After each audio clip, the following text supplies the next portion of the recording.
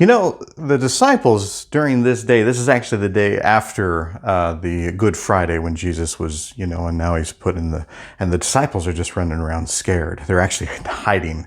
That's not what I was doing. I'm looking for old candy from last year.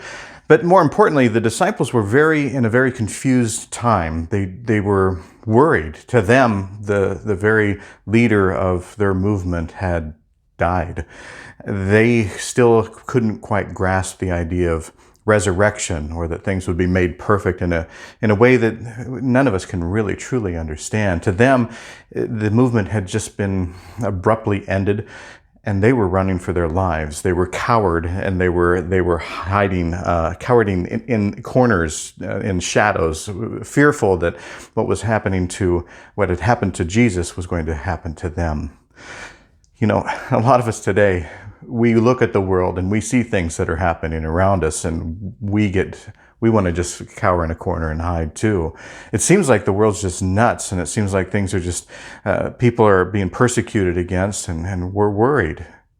But I hope that we can take the message of Easter as a message of hope, knowing that Jesus has things under control. Things we can't really understand, but in the long term of things, and I'm talking about eternity, and I'm talking about even after death and all of that kind of stuff, that there is hope for all of us.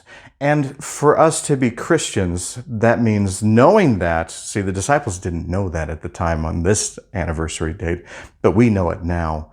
And it's our time to take that responsibility and to walk with Christ, which means to walk with our neighbor, to let other people know that there is hope in this world, to know that in our quest for hope, that quest comes from us putting our feet to the ground. It means our movement. It means us going out and helping people. If there are people starving, we can feed them. If there are people being persecuted against, we can stick up for them. If there are people that feel like they are not welcome, we can welcome them. That's what Christianity is all about. That's what Easter is all about. So you see, they didn't know it at the time on that Saturday before Easter morning, but we know it now. It's time for us to get out of the corners, get out of the shadows, and to love God, love ourselves, and to love our neighbor.